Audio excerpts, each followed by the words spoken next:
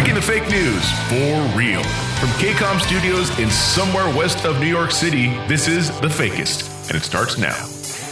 Good evening, I'm Paul Defoe, and we're reporting on all the big headlines out of the synergistic D23 Disney commercialvention this week in Anaheim, California. Disney Plus is coming, folks, and there's literally nothing you can do to avoid all this announce-attainment coming your way. Come on, Pluto! Let's go chase down another movie studio. What do you say, boy? Here are the Fakist news headlines, D23 edition, for August 26, 2019. Concerns have been mounting that Disney's upcoming Angelina Jolie-quel, Maleficent, Mistress of Evil, wouldn't be rated R come its release in October. But all that worry was apparently unfounded, as Disney officially announced that 50 Shades Freed director James Foley's take on the classic Disney villain will be rated NC-17 for strong bloody violence and brief images of kinky dragon sex. Parents and Chinese fans need not worry about the inappropriate content. Disney is also releasing a 15-minute G-rated version to boost box office numbers and hopefully secure their first $5 billion hit. Disney Plus is bringing back fan favorite The Aristocats as a live-action computer-animated celebu romp featuring big names like Vin Diesel, Mary Steenburgen, and Cash Me Outside sayer Danielle Peskowitz. Disney also announced the corporate acquisition of What's New Pussycat, the special effects studio responsible for the really bizarre effects in the new Cats movie.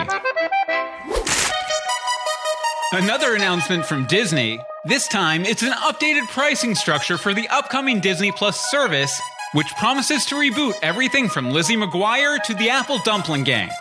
A free, ad-sponsored Disney Plus tier will be automatically installed on every popular OTT device on the market outside of the Amazon Fire Stick, because they get all persnickety about stuff.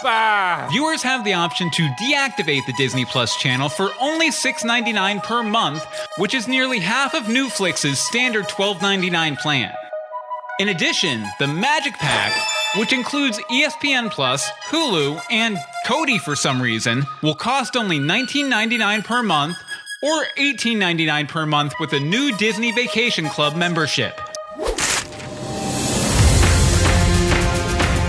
After online backlash to some Disney Plus offerings, the Supreme Court ruled in a special Saturday session that criticizing any piece of media that isn't being specifically marketed to you does not fall under free speech protection and can be punished with up to 30 hours of mandatory Disney Plus re-edutainment. Well, gee! The decision was a rare legal victory for Disney, a corporation that gets really sad when people don't like everything they release, all according to the opinion from Justice Samuel Alito. The smell test for unfair criticism? To quote Alito, "I know it when I see it. If you are at all critical of something, it isn't meant for you and you should shut the hell up." Paul, do I really have to do this? I was out last night with Robert Iger at the hookah bar drinking some whiskey. LA, we've all done hungover reports after a convention. It's part of the business. You should know this. Fine.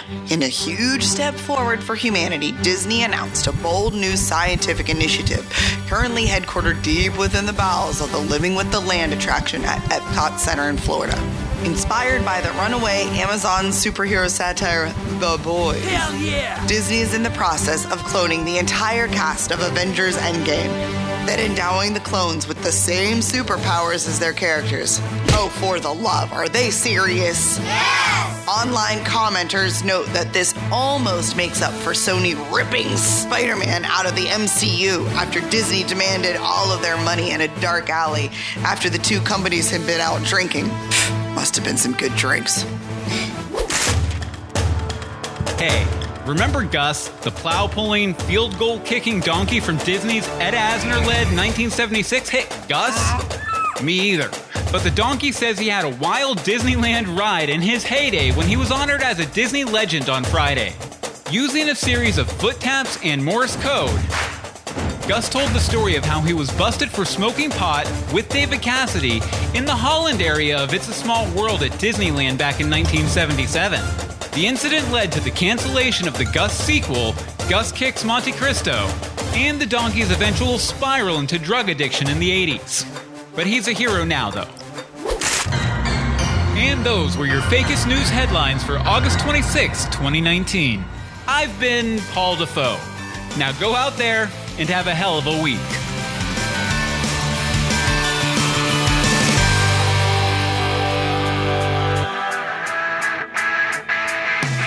Like the show? Go leave a review on Apple Podcast, Google Podcast, Stitcher, or just scribble it all over your bedroom wall. Follow us on Twitter, Facebook, or Instagram by following The Fakist News. That's Fakist with an I. And support the show by buying a bunch of crap at store.thefakist.com. See you next time.